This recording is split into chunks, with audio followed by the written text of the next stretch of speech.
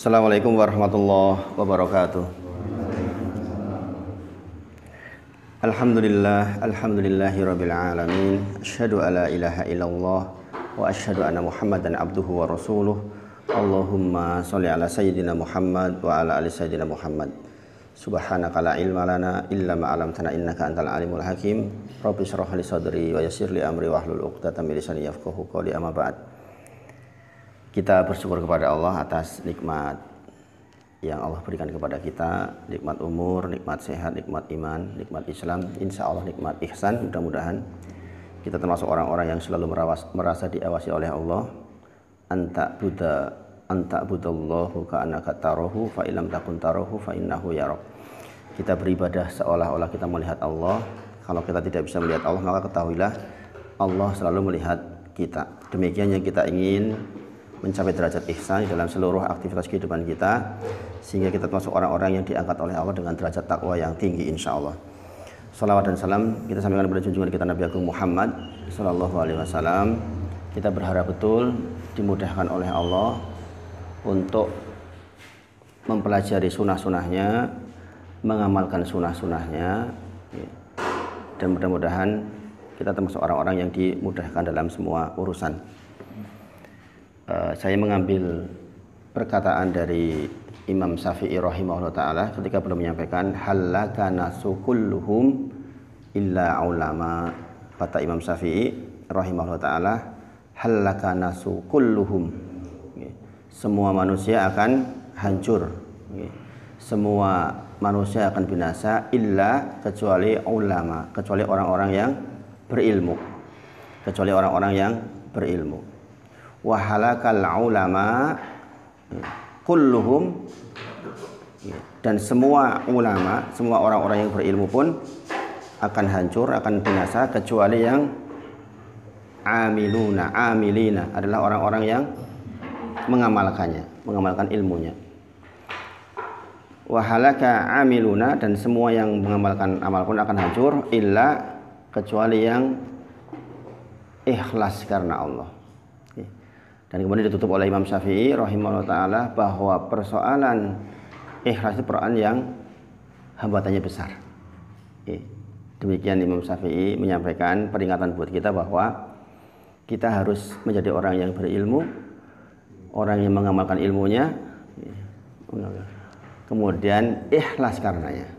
Dan ini bersesuaian dengan surah Al-Kahfi ayat ke 110. Faman kana yarju liqa'a rabbih falyamal amalan sholiha wala tusyrik bi ibadati rabbih ahadan. Seseorang yang berharap masuk surganya Allah, bertemu dengan Allah, maka dia syaratnya harus beramal soleh dan tidak berbuat syirik. Tadi malam saya ngaji di salah satu masjid, ada seseorang yang rajin ngaji, masya Allah. Ini ngajinya baru dimulai, baru sekitar 10 kali pertemuan. Setelah selesai itu ada yang datang ke saya itu, Ustadz, saya di rumah ada keris gitu. Saya di rumah ada keris. Yang keris itu dulu warisan dari bapak yang katanya ada ajinya gitu, yang ada ajinya gitu. Saya takut sekali Ustadz gitu. Sebaiknya saya bagaimana ya? Setiap malam Jumat kan harus dikasih wangian gitu. Saya sering lupa. Saya takut kalau terjadi apa-apa gitu. Katanya itu syirik ya Ustadz gitu. Masya Allah gitu. Jadi dia sudah mendengar informasi bahwa syirik itu yang tidak diampuni dan yang semisal itu. Maka dia takut betul, gimana caranya, mau dikembalikan ke adiknya lagi gitu. Saya bilang jangan dikembalikan gitu. Jangan dikembalikan, karena adik belum tentu punya ilmu. Sekarang saya kasih kepada jenengan ilmunya agar tidak menjadi syirik. Jadikan itu sebagai hiasan saja gitu. Kalau jenengan meyakini sebagai hiasan, bukan sebagai sesuatu yang punya kekuatan, ya tidak masalah. Kalau dikembalikan ke adiknya, nanti dia sama adiknya dianggap punya haji bagaimana?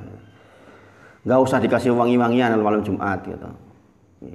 Alhamdulillah beliau, alhamdulillah sudah dapat ilmu, dan itu dipakai kalau acara-acara itu loh, acara manten atau apa, dia sekedar untuk hiasan aja nggak masalah. Saya juga punya kalau begitu gitu. Kalau untuk hiasan, tapi diyakini mempunyai sesuatu, itu yang bahaya, sangat bahaya. Bahkan dia juga tahu kalau syirik itu menghapus semua amal, itu takut banget itu. Masya Allah. Jadi sekali lagi, ya itu ilmu nih. Maka Imam Syafi'i mengatakan halakana sukulluhum ila ulama. Semua orang itu akan hancur, nasu kulluhum semuanya kecuali ulama, kecuali orang-orang yang berilmu. Memang betul itu. Memang betul menjadi orang kaya tidak berilmu binasa, menjadi orang miskin tidak berilmu bunuh diri. Hancur pasti. Halakal ulama, seluruh ulama akan hancur pula kecuali yang mengamalkan ilmunya. Ini tafsir dari sesuatu yang kita tidak ingin, al-maktub alaihim. Al-maktub alaihim ditanyakan kepada Nabi Muhammad SAW, ya Rasulullah, apa arti al-maktub alaihim? Yang kita tidak mau seperti itu. Maka Rasulullah menjawab, al-yahud adalah orang-orang Yahudi, yaitu mereka yang diberi ilmu tapi tidak mengamalkan ilmunya. Demikian yang mengamalkan ilmu pun akan hancur kecuali yang ikhlas. Maka betul dikatakan syarat amal soleh adalah ikhlas karena Allah dan sesuai dengan tuntunan Nabi Muhammad SAW. Adapun kita belajar fikih seperti ini dalam rangka supaya ada kesesuaian antara yang kita lakukan dengan Nabi Muhammad SAW. Ada meme di internet itu. Beragama nggak usah terlalu repot-repot, beragama jangan kaku-kaku amat. Gitu.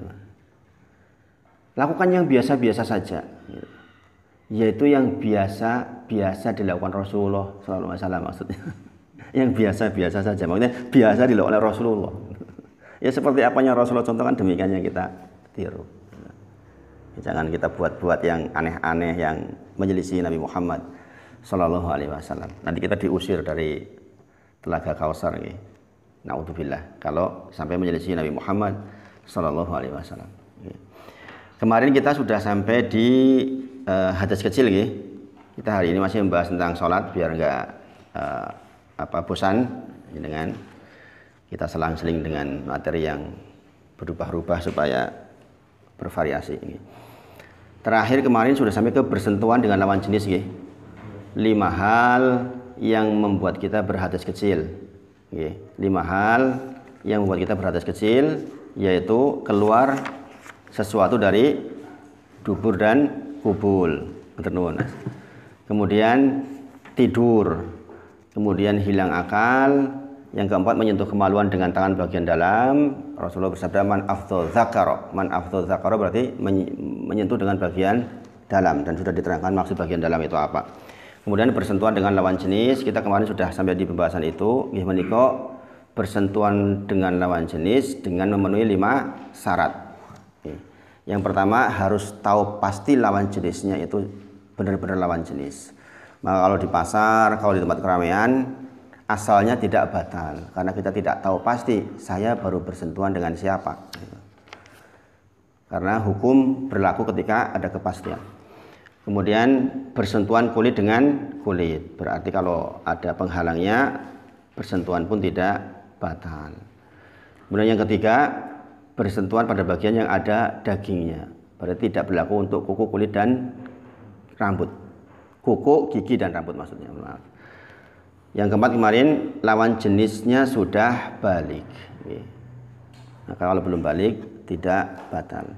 Kemudian bersentuhan dengan wanita bukan mahram. Ini pembahasan terakhir kita insya Allah. Baik mahram karena nasab, mahram karena musyawarah atau nikah, atau mahram karena susuan.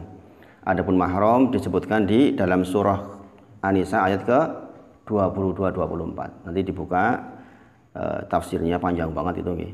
Jadi bisa baca tafsir Ibnu Katsir dan tafsir yang semisal itu. Insya Allah menemukan ilmu yang banyak sekali di situ. Sehingga ketika menegakkan tentang mahram ini lebih tegas. Khususnya nanti pas lebaran nih. Pas lebaran kan ketemu sama keponakan, ketemu sama sepupu gitu kan. Ketemu sama ipar dan lain sebagainya. Jadi harus diperhatikan. Kemudian hukum suami istri kemarin sudah belum ya? Hukum bersentuhan suami istri sudah ya. Ada 3 pendapat. Pendapat di mazhab Syafi'i mutlak batal, duga penjapatnya kuat sekali. Di mazhab Hambali dan Malik batal jika ada syahwat. Di mazhab Abu Hanifah bersentuhan maksudnya jima. Kalau bukan jima berarti tidak batal. Tapi madhab Abu Hanifah sebenarnya agak terlalu jauh karena aula mastumun nisa itu ya lebih ke sentuhan, Saya termasuk yang sering mempraktekannya ya di madhab Hambali dan Malik karena berat banget kalau pakai dalil yang pertama. Di madhab Syafi'i itu sentuhan dengan istri batal itu memang berat banget. Tapi orang yang hati-hati pakai yang pertama biasanya. Orang yang kehati-hatian itu pakai madhab Syafi'i. Makanya sebenarnya kalau orang pakai madhab Syafi'i itu paling hati-hati sebenarnya. Bayangkan aja, istrinya aja harus sadaran. Makanya di Indonesia itu kalau mengaku bermadhab Syafi'i sebenarnya ya sebagian saja prakteknya. Karena harus sadaran, di madhab Syafi'i itu wajib. Tidak boleh hanya kerudung biasa. Dan itu bukan paksaan, bermadhab itu bukan paksaan, tapi memudahkan di dalam syariat. Mereka orang-orang hebat, orang-orang yang telah memberikan ilmu kepada kita banyak, maka seperti itu kondisinya. Jadi madhab itu tidak ditentukan oleh yang punya madhab. Madhab Syafi'i itu sebenarnya karena banyak yang berguru ke Imam Syafi'i sehingga menggunakan qaulnya Imam Syafi'i dengan beberapa dalil yang kuat, maka akhirnya jadi madhab Syafi'i. Kalau beliau sendiri nggak pernah mengatakan saya membuat madhab, itu nggak pernah. Orang yang tidak bermadhab ya namanya madhab kelima, namanya madhabnya tidak bermadhab, sama aja sebenarnya. Madhab itu kan madhaba ilahi, bagaimana kita melakukan agama. Jadi ada madhab 4 yang besar di Ahlus Sunnah. Yang tidak bermadhab, ya dia bermadhab, madhabnya tidak bermadhab. Gitu. Berarti pakai ijma, pakai tarjih. Seperti ini. Hadis yang mengatakan pada zaman Rasulullah dan sahabat itu diceritakan wanita-wanita saat itu apakah bercadar. Tentang itu Pak. Jadi itu tafsir dari salah satu surah dalam Al-Qur'an, surah An-Nur nggih. Jadi kalau riwayatnya banyak Pak, banyak nggih. Nanti mungkin di pertemuan berikutnya nanti diterangkan tentang khusus tentang sahabiat, bagaimana sahabiat menggunakan penutupnya. Insya Allah nanti di bagian menutup aurat. Ini kan salah satu syarat syarat sahnya salat diantaranya adalah menutup aurat. Nah, menutup aurat itu yang bagaimana? Nanti insya Allah sampai ke pembahasan itu Pak. Insya Allah. Sabar nggih. Jadi di antara syarat sahnya salat kan ada suci dari hadas, masuk waktu salat, menutup aurat. Nanti di bagian menutup aurat ini nanti kita bahas panjang lebar insya Allah. Kita hormati antara yang bercadar dan yang tidak bercadar. Kita hormati betul. Karena dua-duanya itu dalilnya kuat banget. Dua-duanya dalilnya kuat. Insya Allah nanti kita bahas di bagian menutup aurat Pak. Insya Allah. Bisa kalau yang pernah bilang yang pernah dengar bagi wanita yang bercadar itu karena di Arab sana itu Timur yang waktu itu gurun pasir ya, jadi hanya untuk nutup supaya nggak kena pasir. Ya nanti makanya nanti kita bahas nanti insya Allah di bagian menutup aurat biar catatan saya lengkap. Jadi yang dibacakan dalilnya biar lengkap insya Allah. Sehingga jenengan nanti bisa milih. Oh ternyata setelah mendengarkan saya pilih pakai cadar. Ya monggo nggak apa-apa. Saya di Indonesia kenapa belum memilih itu tuh sebenarnya alasannya karena masalah uruf.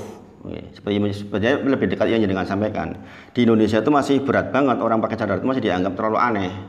Itu loh Pak. Jadi untuk dakwah itu agak sulit. Apalagi di kampung. Saudara saya yang semuanya pakai cadar itu kalau pulang ya saya yang jadi juru bicaranya akhirnya. Karena sebagian dari lingkungan itu masih takut gitu, apalagi hitam semua kan, mereka cenderung pilihannya hitam atau yang gelap lah intinya. Dan keluarga saya kebanyakan pilihnya hitam. Makanya kalau yang tidak tahu kan kata-katanya nggak enak banget, wis kumedenimen koyo memedi kayak gitulah. Nah hal-hal seperti itu saya hindari, makanya saya sementara milih yang tidak bercadar. Kenyataannya untuk dakwah sulit di Indonesia. Masih sulit. Jadi kan kalau datang ke Masjid Abdurrahman bin Auf itu yang Pak Eko temannya kemarin itu kan kalau ngaji mana ada yang nggak bercadar gitu. Hampir 90% bercadar gitu. Jadi kita sangat menghormati orang-orang yang bercadar, bahkan di mazhab Syafi'i wajib dengan dalil yang sangat kuat juga. Nanti insya Allah kita bahas gitu. Biar nggak lompat-lompat Pak Eko. Sekarang kita bahas yang hadas besar, hadas besar.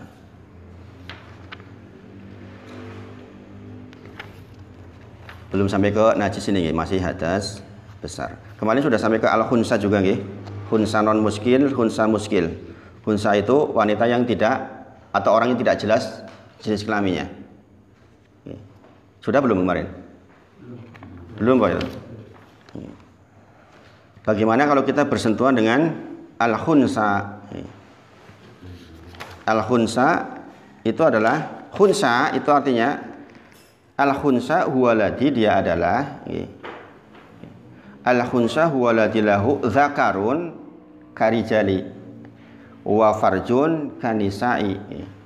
Khunsa adalah orang yang mempunyai alat kelamin laki-laki atau zakar sebagaimana laki-laki, dan dia punya alat kelamin perempuan sebagaimana perempuan. Ada orang yang terlahir dengan dua alat kelamin, ini namanya al-khunsa. Jadi kalau pernah dengar yang pemain bola voli yang ikut perempuan, kan itu sempat ramai itu jadi tentara sekarang, pemain bola voli nasional, menangan banget itu. Saya memperhatikan gara-gara tahu-tahu kok ada di TV itu beliau memilih sebagai laki-laki dan jadi tentara, makanya terus jadi saya tahu, pemain bola voli itu subhanallah. Makanya kok Indonesia menangan jebul sih lanang gitu. Nah, ini orang yang dulunya punya dua alat kelamin. Makanya dikatakan di dalam bahasa fikih itu al-khunsa huwaladhi lahu dzakarun karijal, seperti laki-laki, wa farjun, dan dia punya kemaluan perempuan, kanisai. Ka itu seperti seperti perempuan. Kemudian atau la yakunu lahu dzakaron wala farjun, atau tidak punya kedua-duanya, tidak punya dzakar, tidak punya farjun, tidak punya kemaluan vagina wa yakunu lahu sakbun yabula minhu, hanya ada satu lubang kencing, namanya al-khunsa. Nah, al-khunsa ini dibagi menjadi dua, yaitu al-khunsa muskil dan al-khunsa non muskil. Muskil itu artinya apa? Muskil itu artinya bermasalah. Khunsa yang bermasalah dan khunsa yang tidak bermasalah. Maksudnya begini, kalau khunsa yang non muskil itu walaupun dia punya dua alat kelamin, tapi secara fisik kayak misalnya mohon maaf dadanya besar, berarti dia cenderung ke perempuan. Tapi kalau yang non muskil ini bentuknya iki lenang apa wedok, kok tanda-tandanya susah, itu maka itu yang menentukan hakim di pemerintahan itu. Misalnya kehakiman menentukan dia memilih laki-laki atau perempuan berdasarkan yang sudah disepakati.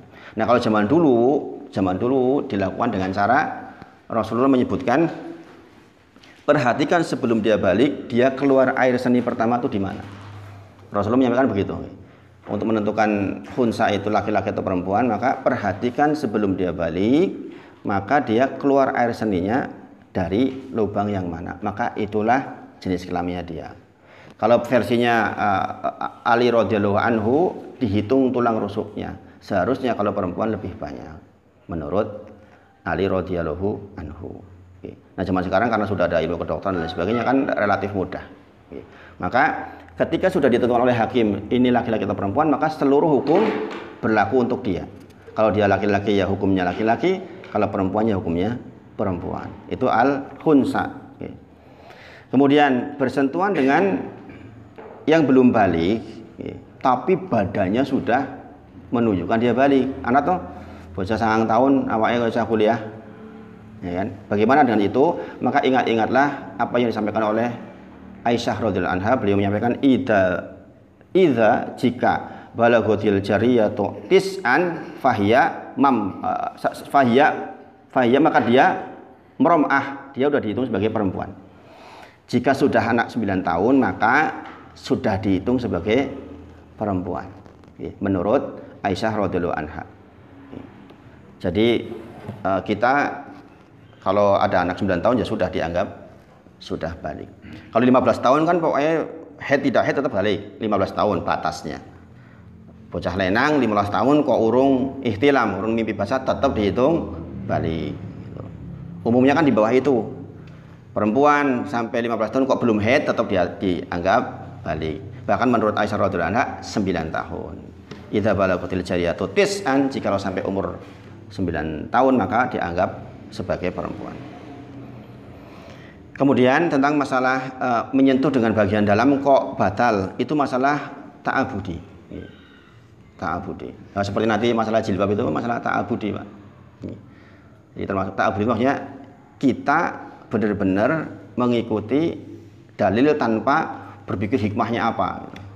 Meskipun bisa jadi hikmahnya banyak. Orang ngentut kok yang dibasuh mukanya, itu kan ta'abudi. Kalau kita mau pakai hikmah ya susah. Makanya di dalam ibadah itu ada yang ta'abudi, ada yang memang dogma. Ini yang kadang-kadang orang-orang liberal mengatakan adalah opo fungsinya opo gitu kan. Membasuh muka, ngentut kok membasuh muka, kan gitu. Itu masalah ta'abudi. Ta'abudi itu kepatuhan kita sebagai seorang hamba, ta'abud gitu. Kadang kita beragama harus begitu Bapak Ibu Sedoyo, karena tidak seluruhnya bisa kita jangkau dengan pikiran kita. Kadang-kadang ada orang yang menuntut semuanya harus tahu ini apa tahu pintar, biasanya kayak gitu. Ini malah jadi kejelungu karena dia menuntut seluruhnya harus tahu hikmahnya. Iki harus begini, ini harus begini, ini harus begini. Kadang-kadang satu waktu kita memang harus ta'abudi. Loh apa hubungannya misalnya menyentuh bagian dalam dengan luar, kok bagian dalam yang batal, luar kok orang ya podo-podo toh iki, misalnya begitu. Itu masalah ta'abudi. Dan seringkali kita mendapati ibadah itu yang sifatnya seperti itu. Ya, jadi orang Islam itu menggabungkan dua-duanya. Kadang-kadang kita tahu hikmahnya, kadang-kadang kita benar-benar hanya ketaatan kepada Allah saja. Karena sekali lagi otak kita itu enggak sampai. Ya jangan lagi yang seperti itu ya. Masalah telepon aja lah. Telepon sebagaimana saya pernah ceritakan dulu. Ya dengan kalau suruh menerangkan mengapa kok wajah kita bisa muncul di Amerika kan ya stres, kepiye carane coba. Jadi kan ngomong di sini kok di Amerika ada wajah jenengan suaranya sampai ke sana. Oleh nerangnya kepiye? Kita nggak sampai gitu. Bahkan orang yang menciptakan sendiri itu mungkin nggak sampai. Kenapa harus menggabungkan puluhan ilmu jadi satu? Ya nggak? Ada yang bikin kondensatornya, ada yang bikin layarnya, ada yang bikin ini. Masing-masing itu disiplin ilmu yang berbeda-beda yang digabungkan. Sehingga kalau satu orang suruh menerangkan itu susah banget. Lah gimana caranya? Kalau orang zaman sekarang jawabannya nek ono pulsane ya metu gambare. Ora ono pulsane ya ora tekan. Paling-paling begitu kita bisa nangkan gitu. Coba pulsane ra ono lan ra iso. Itu jawabannya, batasan otak kita sampai di situ. Padahal itu sesuatu yang sangat rumit. Kalau itu kita katakan 100 tahun yang lalu, aduh dari wong edan. Jangan kok gambarnya. Mbah, esuk zaman sesuk 100 tahun ngarep aku ngomong kene nang Amerika krungu kowe iki bocah edan. Kan gitu toh. Maksudnya memang dalam ibadah kadang-kadang banyak hal yang ta'abudi yang belum terungkap oleh ilmu pengetahuan. Makanya kita ya patuh saja dalam kasus seperti itu. Oke. Kemudian jadi kalau al-khunsa kita bersentuhan, kalau sudah hadir hukum maka kita mengikuti hukum itu. Kalau belum tahu ya kita susah menentukan, maka belum dimasukkan dalam kategori belum pasti. Oke. Nah nanti insya Allah turunannya adalah tentang bagaimana hukum menyentuh Al-Quran kondisi junub. Ya seperti itu nanti dengan tambah dengan referensi bacaan di rumah.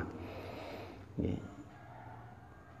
Pendapat yang lazim diantaranya adalah terlarang membaca Quran dalam kondisi junub, terlarang membaca Al-Quran dalam kondisi junub. Itu yang lebih kuat. Makanya kalau kita zikir pagi itu kan ada ayatul kursi, ada qul huwalak nas. Sebagian ulama untuk kehati-hatian itu dibaca nanti ketika sudah mandi wajib. Jangan baca yang asbahna wa asbahal mulkulillah dulu dan seterusnya. Oke. Karena yang berkait dengan ayat Al-Quran ada selisih pendapat, tetapi pendapat yang kuat adalah terlarang membaca Al-Quran dalam kondisi junub. Oke. Ini terkait dengan hadas besar nggih junub nggih. Nah.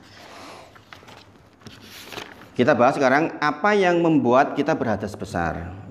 Ingat-ingat nggih, hadas itu amrun i'tibariun yaqumu bi badani, kemudian yamna'u sihata sholati malam yurahas. Jadi ini status hukum atas badan, bukan atas barang. Amrun i'tibariun berarti sesuatu yang abstrak. Sifat badan, kondisi hukum badan kita. Ini adalah hadas besar sekarang. Mujibatul husl, hal-hal yang membuat kita wajib untuk mandi ada 6. Ini ada 6. Ini saya ambil dari Matan Abu Syuja. Matan Abu Syuja itu salah satu kitab yang sangat populer di mazhab Syafi'i.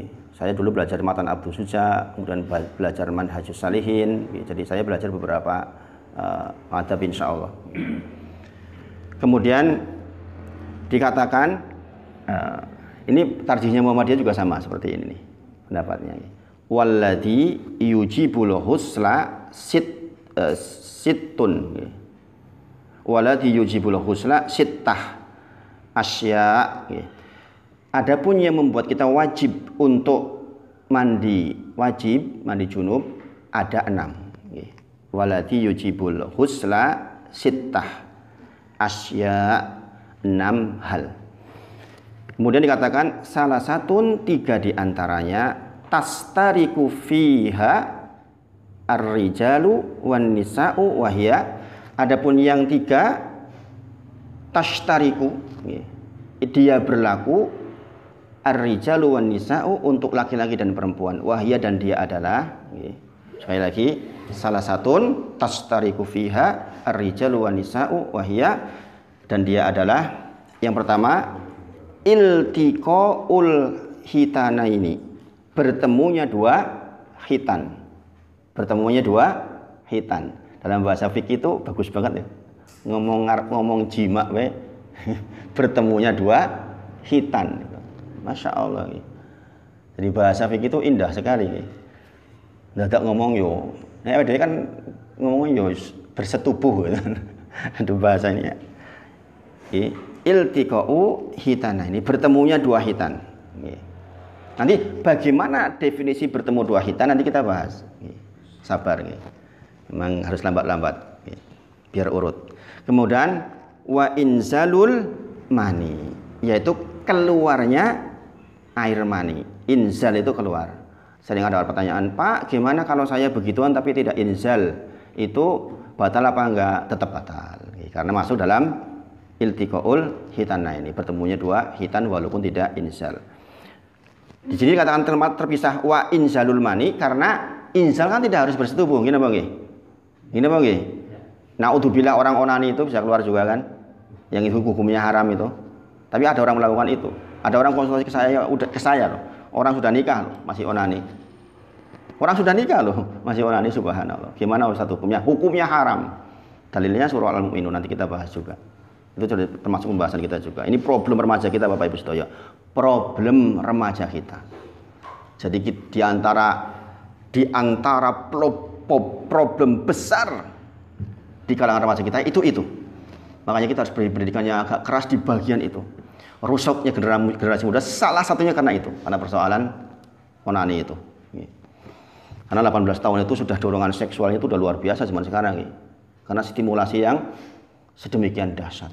Sekarang anak-anak udah lihat perempuan nggak pakai apa-apa, di mana-mana tersebar, di YouTube di mana-mana tersebar. Kita orang tua tuh nggak bisa nahannya mau bagaimana coba? Nggak bisa. Maka berat banget, minta dirahmati oleh Allah. Kemudian, antara mani dan mati itu nanti saya terangkan, akan sampai nanti. Perbedaan mani, mati dan sebagainya nanti saya terangkan. Kemudian wal maut dan kematian. Ini berlaku untuk laki-laki dan perempuan. 3 ini berlaku untuk laki-laki dan perempuan, yaitu iltiqaul hitanani, yaitu bertemunya 2 hitan, inzalul mani, keluarnya mani, dan wal maut, kematian. Kalau kematian sing ngetusi wong liya. Mustaq wabtus dhewe. Makanya ada kewajiban kita memandikan jenazah. Kemudian wasalah satu dan yang 3 tahtasu bihan nisa'u wahya. Yang 3 ini hanya berlaku untuk nisa, untuk perempuan. Wahya dia adalah al-haidu wan nifasu wal wiladah, yaitu haid, nifas dan wiladah, atau melahirkan.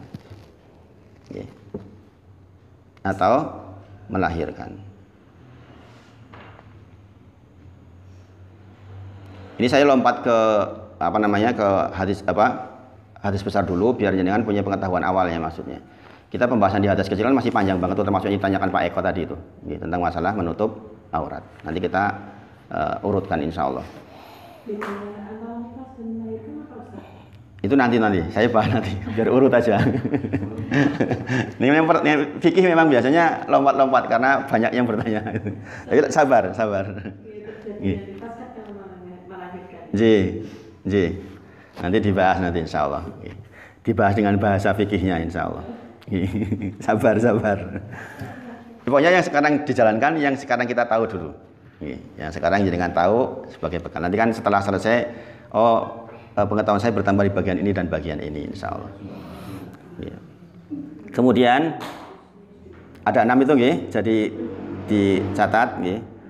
Kemudian apa maksud bertemunya dua khitan? Sebentar. Apa maksud al-huslu? Apa maksud mandi wajib? Nanti kita juga akan praktek itu. Praktek wudunya, kemudian praktek mandi wajibnya. Pokoknya praktek keterangannya, bukan praktek langsung praktek di sini, tentu saja bukan. Teorinya nanti diberikan semua insya Allah. Ini kan kita sedang menyebutkan syarat-syaratnya. Kalau dari bahasa fikih, al-huslu artinya adalah sailanul ma, mengalirnya air ala atas jami'il badani, atas seluruh badan. Biniyatin mahsusoh, dengan niat yang khusus. Mengalirnya seluruh air ke seluruh badan dengan niat yang khusus. Itu namanya al-husl, atau mandi wajib. Berarti harus dialirkan ke seluruh badan, karena bahasanya sailanul ma'i ala jami'il badani, kepada seluruh badan dengan niat tertentu. Berarti harus mengalir dan harus ada niat yang betul. Jadi dengan nyebur blung ke sungai itu kan sudah mandi besar. Tapi kan niatnya cuma ceburan dolan aja, bukan mandi besar namanya. Menjadi itu mandi besar karena ada niat untuk mengangkat hadas. Jadi perbedaannya di niat. Podo-podo hadus tapi bisa berbeda. Jadi berikutnya maksud dari bertemunya dua khitan itu apa? Yaitu ini bukan cerita porno, ini cerita fikih. Memasukkan kepala zakar atau kemauan laki-laki walaupun hanya sebagian ke dalam farji. Mas, saya hanya masuk sebagian saja, apakah batal? Batal. Dengan memasukkan seperti ini menyebabkan kita harus mandi wajib. Abu Hurairah radhiyallahu anhu, menyampaikan di dalam riwayat Bukhari dan Muslim, kalau jenengan mau baca di riwayat Bukhari nomor 291, di Muslim nomor 348, idza jalasa baina su'abiha al-arba sumajahada faqad wajibal husl. Maksudnya gini, jika seseorang telah benar-benar melakukan hubungan intim dengan istrinya lantas bertemu dua kemaluan, maka ia wajib mandi. Dalam riwayat Muslim dikatakan wa in lam yunzil, walaupun tidak keluar air mani. Di dalam riwayat Muslim ada tambahan wa in lam yunzil, walaupun tidak keluar air mani. Berarti kalau sudah bertemu dua khitan tetap batal. Di dalam pengertian fikih, berhubungan badan diistilah dengan istilah kata wat'u atau jima. Keduanya merujuk kepada makna yang sama, yaitu memasukkan kemaluan laki-laki pada kemaluan perempuan sehingga seakan-akan menjadi satu. Rasulullah menyampaikan seperti timba masuk ke dalam sumurnya. Jadi dengan yang sudah dewasa pasti tahu maksudnya. Nah, Bapak Ibu sedaya, jima yang memiliki konsekuensi hukum mandi wajib dan had adalah yang telah masuk kepala kemaluan ke dalam farji, yakni bagian yang tidak wajib dibasuh ketika mandi janabah. Ketika perempuan mandi janabah, tentu saja kan tidak sampai dalam-dalam, hanya bagian permukaan yang dibersihin. Ketika masuk pada bagian yang tidak dibasuh, itulah yang namanya iltaqono hitana ini, bertemunya dua hitan, akhirnya masuk kepala zakar, Bapak Ibu sedaya. Untuk kehati-hatiannya pokoknya kalau jenengan melakukan itu ya sudah, berarti jenengan mandi wajib. Kemudian sebagaimana kita belajar selalu ingat visi misinya di dalam setiap tahap-tahapnya, maka ingat-ingatlah bahwa sholat itu tanha anil fahsya'i wal munkar. Sholat itu mencegah dari perbuatan keji dan munkar. Maka ketika kita membahas bagian ini, masalah iltaqon hitana ini, kita harus ingat-ingat bahwa ada dua hal. Yang pertama yang masyru', yang kedua yang mahzur. Yang masyru' berarti yang dibolehkan, yang mahzur yang enggak dibolehkan. Kita hanya memakai yang masyru', yang dibolehkan, yaitu jima yang halal. Dengan siapa? Dengan pasangannya pun begitu. Dengan pasangan bisa menjadi haram karena beberapa hal. Ini kita pentingnya belajar ini. Yang halal pun dengan istri bisa menjadi haram karena setidaknya 6 hal. Yang pertama karena haid. Jadi ini haid ojo ditabrak, haram hukumnya. Ini juga keluhan saya, jadi ustadz itu sering banget keluhan kayak gini. Saya hari kelima udah nggak kuat banget nabrak istri saya masih haid. Itu berat itu. Kemudian karena puasa, lagi puasa makso. Ya kan, jenengan juga tahu nanti kafarahnya apa, nanti kita bahas satu-satu insya Allah.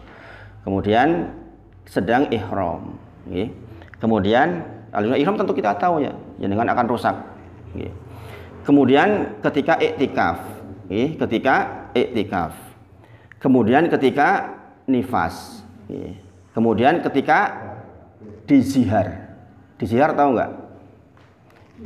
Hubungan laki-laki dan perempuan ada ilah, ada zihar. Nanti kita bahas satu juga. Saya bahas tentang zihar dulu nih. Kalau haid, puasa, ihram, iktikaf, nifas, nanti kita sambil ketika kita belajar yang di bagian tadi itu. Yang saya sampaikan kepada jenengan zihar dulu. Zihar. Pernah dengar belum zihar? Sudah pernah nggih? Menzihar. Ketika jenengan menzihar, maka jenengan tidak boleh mendatangi istri panjenengan. Zihar itu datangnya dari laki-laki biasanya. Gimana? Beda. Zihar itu bukan talak. Zihar itu kalimat yang sampai pada derajat talak dalam bahasa Arab. Bahasanya begini. Bahasa zihar itu seorang, jadi gini. Ada seorang yang komplain kepada Rasulullah terkait dengan masalah zihar ini. Ini saya mau terangkan. Sabar. Pengen cepat ngerti gitu, Pak. Selak penasaran.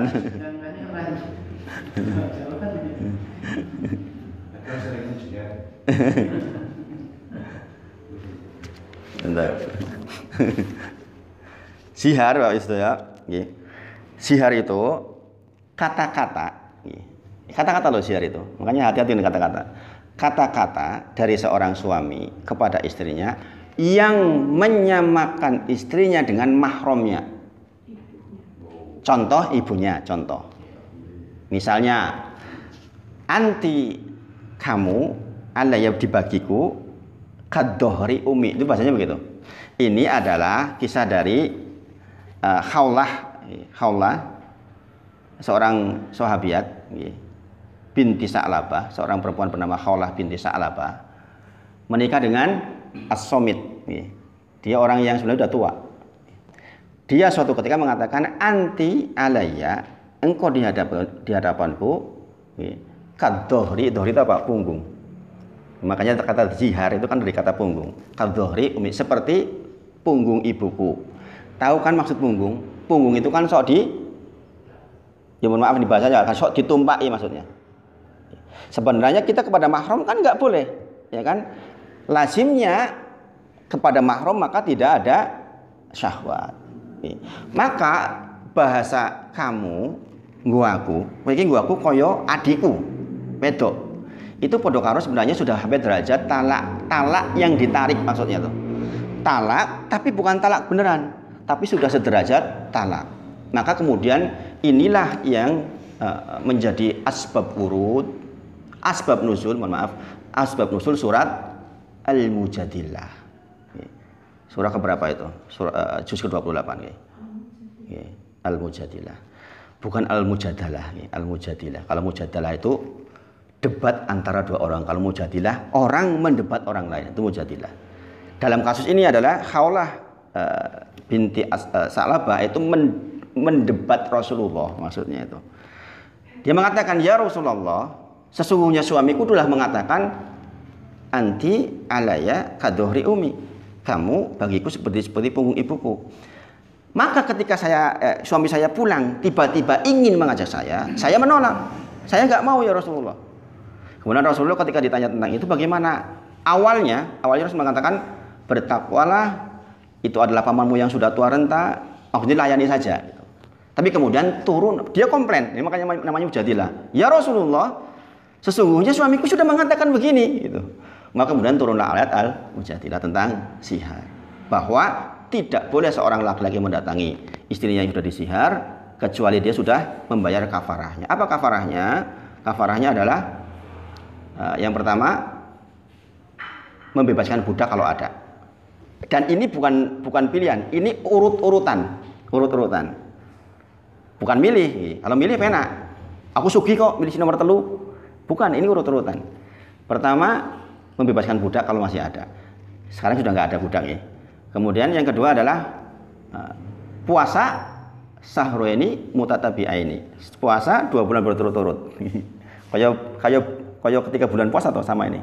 Kalau jenengan melawan itu, kemudian jenengan berhubungan badan dengan istri di bulan puasa, maka kan seperti ini salah satunya.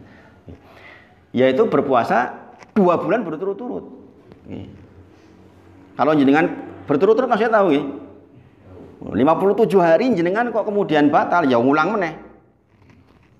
Karena 2 bulan sahro ini mutatabi'aini. 2 bulan berturut-turut. Piye pas Mas? Sesasi wis ngamuk-ngamuk, rong sasi. Maka pilihan yang ketiga adalah membebaskan atau memberikan makan ke orang miskin sejumlah 60. Nah, aturannya sebagaimana yang di dalam puasa itu. Nanti detailnya jangan baca sendiri nggih. Kalau dibahas seluruhnya tentu saja nanti panjang banget. Itu masalah sihar. Nah, sekarang gini. Kalau kita mengatakan kowe ilmu banget kaya ibuku, masuk enggak tuh? Kowe ilmu banget kaya ibuku. Kowe ilmu banget kaya adikku. Itu enggak masuk. Jadi yang dimaksud di sihar itu maksudnya bukan sifat fisik, tapi fisiknya. Bukan misalnya kowe ilmu banget kaya ibuku, itu kan sifat fisik, bukan pipimu iki lho kaya adikku. Nah, ini enggak boleh ini. Pipimu ki persis kaya pipine adikku. Ini bahasa-bahasa seperti bahasa zihar itu enggak boleh. Karena apa? Nanti ketika kita mohon maaf berhubungan, kita nanti enggak normal. Kenapa seperti adik kita? Itu loh Pak. Maksudnya bagaimana syariat ini menjaga banget, Masya Allah. Jadi jangan sampai kita memberikan sifat fisik dari istri kita seperti fisik mahram kita. Itu maksudnya itu. Kan nanti jenengan juga akan hambar, iya enggak? Namanya kemahram kan enggak mungkin ada rasa. Normal loh, ini bicara normal. Nek ono kemudian incest ya itu kelainan. Itu orang gila kan istilahnya kan. Orang sampai incest sampai ke saudaranya berhasrat ya itu udah naudzubillah gitu. Asalnya mahram itu tidak berhasrat. Maka kalau kita kepada istri kita mengatakan seperti mahram kita, fisiknya bukan sifat fisiknya, maka itu yang tidak boleh. Nek lemu, kowe iki lemu banget kaya ibuku ya itu enggak masalah. Kan sifat terhadap seluruh badan lemu, itu enggak masalah. Termasuk hati yang batin, itu yang enggak terungkap, itu juga enggak masalah. Yang enggak boleh itu ucapan yang seperti tadi. Asalnya seperti tadi itu. Anti alaya kadohri umi. Kamu bagiku seperti punggung ibuku. Itu yang tidak boleh. Nah, itu yang tentang, jadi yang masyru', jima yang masyru' pun bisa menjadi haram dalam beberapa keadaan. Nah, tentang masalah ini salah satu masalah yang saya paling banyak mendapatkan konsultasi ini. Makanya tolong jangan perhatikan, kita sholat itu tanha anil fasya'i wal munkar. Jadi orang yang sudah ngaji jangan sampai kok terjebak di dalam perzinahan, subhanallah. Saya tuh kadang-kadang sedih gitu. Ini yang paling banyak Pak. Yang paling banyak soal datang ke saya tuh ini. Dan biasanya orang-orang yang nggak ada urusan, mau orang miskin mau orang kaya gitu. Kadang-kadang ada yang datang wislah miskin kaya ngono, subhanallah.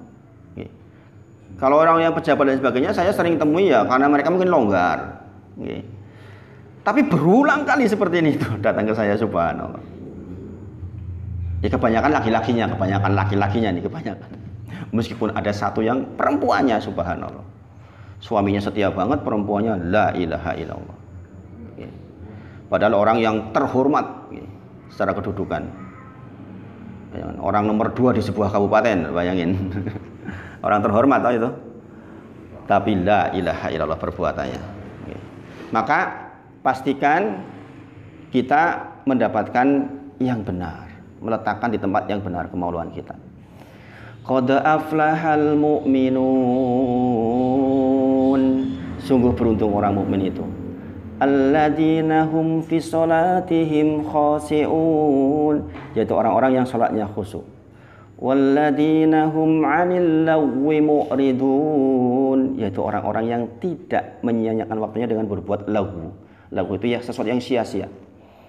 Makanya hindarkan kesia-siaan agar menjadi orang yang aflah, orang yang beruntung. Walladzina hum lisakati fa'ilun, orang-orang yang menegakkan zakatnya. Pastikan kalau ada harta yang bukan bagian kita, keluarkan. Banyak orang yang butuh insya Allah. Walladzina hum li furujihim hafidun, yaitu orang-orang yang menjaga kemaluannya, meletakkan di tempat yang seharusnya. Illa ala azwajihim aw ma malakat aymanuhum fa innahum ghairu malumin, yaitu orang-orang yang meletakkan kemaluannya hanya di istrinya kalau dulu dan budak-budak yang dimilikinya dulu. Sekarang udah nggak ada. Berarti di luar yang itu ghairu malumin. Kalau di luar dari yang itu orang yang melampaui batas. Dan itu siksanya disegerakan di dunia dan di akhirat. Jadi kalau orang, saya punya subhanallah, ada mentor, Pak, orang terkenal ini. Orang terkenal. Dulu sama-sama belajar bagaimana berkomunikasi massa. Oh, piye, orang ngopo. Dikagumi banyak orang. Subhanallah. Istrinya satu, dia meletakkan kemaluannya di tempat lain 5 orang yang ketahuan. Sampai saya bilang, "Kowe iki piye? Usahanya yang tadinya besar, bangkrut total sekarang. Bangkrut total. Hutangnya di mana-mana." Subhanallah. Jadi memang itu Allah segerakan di dunia kan, yang seperti itu. Allah segerakan di dunia. Makanya pastikan kita meletakkan di tempat yang benar, yang masyru'. Adapun yang mahdzur secara asal memang terlarang, yaitu tentu saja bukan pada pasangannya, perselingkuhan atau apapun itu namanya. Kemudian jima yang tidak sewajarnya, mohon maaf, dari belakang. Itu bukan tempat yang benar untuk meletakkan kemaluan. Itu yang tidak wajar. Ini termasuk yang mahdzur. Kemudian mohon maaf dengan hewan. Pernah dengar yang seperti itu kan?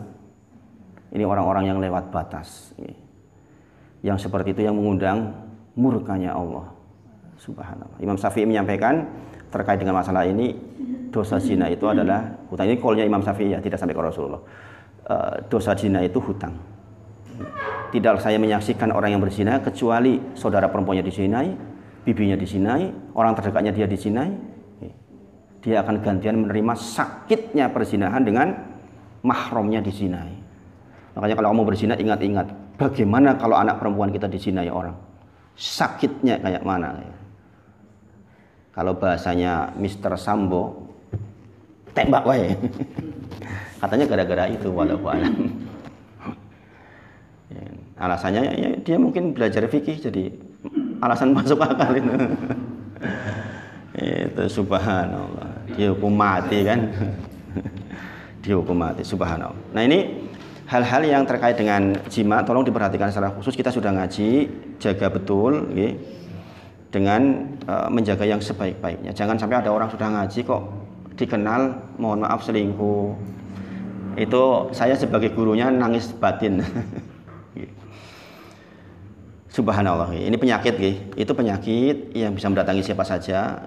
Kadang-kadang di masa sepuh istrinya meninggal malah salah meletakkan. Ini bahaya banget, kita menjaga sampai akhir masa kita. Tidak sedikit orang yang sudah tua, istrinya meninggal, kemudian diletakkan di tempat yang keliru. Itu tuh saya dikonsultasi kayak gitu tuh nggak sedikit Bapak Ibu Saudara, bapak-bapak ini terutama ini. Nah ibu-ibu mbok menawa insya Allah wis wegah. Saya tahu nih segah, gitu. Tapi bapak-bapak kan masih rewel, saya tahu nih si pecicilan. Nanti kalau istrinya pas sudah nggak bisa karena sakit kah, karena apalah, kemudian dia meletakkan di tempat yang keliru, udah bubar ini masalah besar. Saya kira itu yang saya sampaikan pagi ini. Sabar kita belajar urut-urutan. Nanti pertanyaan saya tampung dari Pak Eko tadi untuk masalah sadar tentang masalah jilbab. Insya Allah kita bahas berurutan. Mudah-mudahan Allah berkahi. Kita tutup dengan kafaratul majelis. Subhanakallahumma wa bihamdika asyhadu alla ilaha illa anta astaghfiruka wa atubu ilaik. Wa akhiru da'wana alhamdulillahirabbil alamin. Assalamualaikum warahmatullahi wabarakatuh.